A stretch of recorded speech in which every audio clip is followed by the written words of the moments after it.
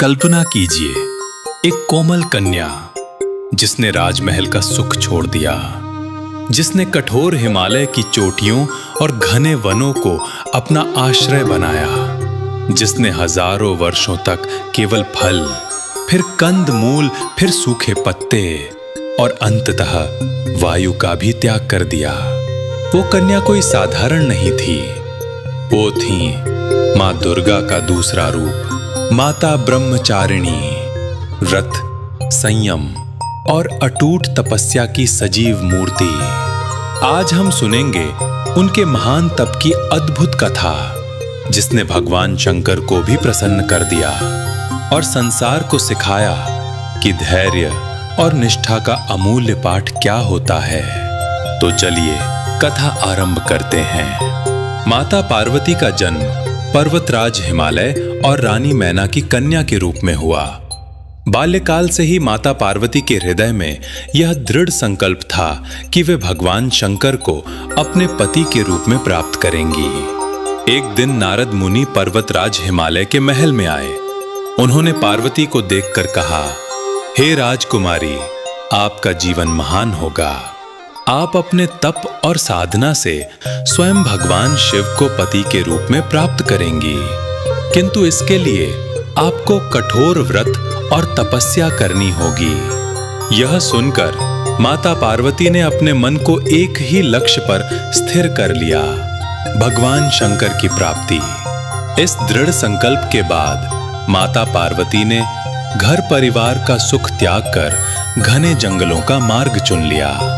वहां उन्होंने तपस्या प्रारंभ की। कहा जाता है कि माता पार्वती ने हजारों वर्षों तक ये कठिन तप किया। प्रारंभ में माता ने नंगे पैर रहते हुए केवल वस्त्र के एक टुकड़े में कठोर ऋतु, गर्मी, सर्दी और वर्षा सहन करते हुए तप किया। कभी वे खुले आकाश के नीचे तपस्या करती, कभी बर्फ की चोटियों पर, तो कभी घने जंगलों में।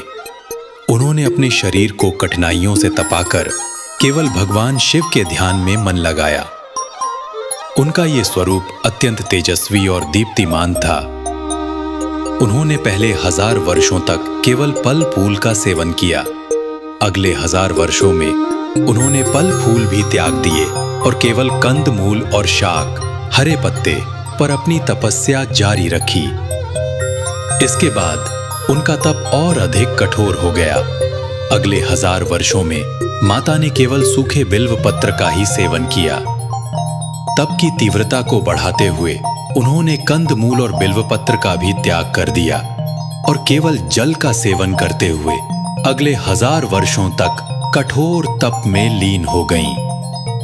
तपस्या और कठोर हुई और उन्होंने जल का भी त्याग कर दिया और केवल वायु का सेवन करते हुए अगले 1000 वर्षों तक ध्यानस्थ रहीं। इस कठोर तपस्या में उनका शरीर अस्थि पंजर सा हो गया था, किंतु उनका तेज और आभा अक्षुण्ण बनी रही। अंततः उन्होंने वायु का भी त्याग कर दिया और इसी तरह उनकी कठोर तपस्या दीर्घ काल तक निरंतर चलती रही।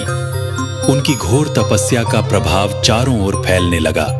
देवगण और ऋषिगण आश्चर्यचकित हो उठे। इंद्र को भय हुआ कि ये कन्या अपने तप से मुझे ही ना डिगा दे, किंतु सभी समझ चुके थे कि माता पार्वती के मन में केवल शिव ही बसे हैं। उनका तप किसी को जीतने के लिए नहीं, बल्कि भक्ति और समर्पण का प्रतीक था।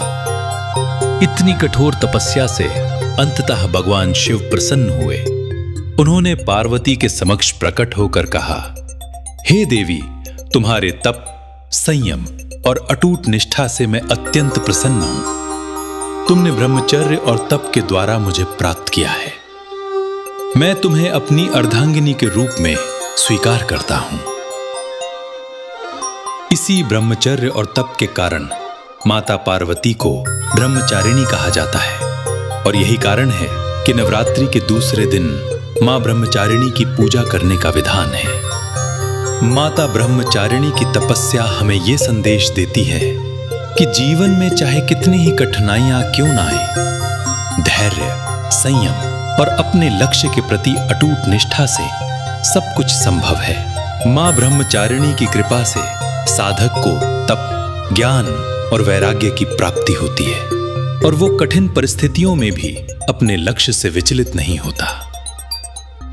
आइए इस नवरात्रि हम सब प्रार्थना करें कि मां ब्रह्मचारिणी हमें भी वही शक्ति दें जिससे हम अपने जीवन के हर संकट को साहसपूर्वक पार कर सकें। जय मां ब्रह्मचारिणी, जय माता दी।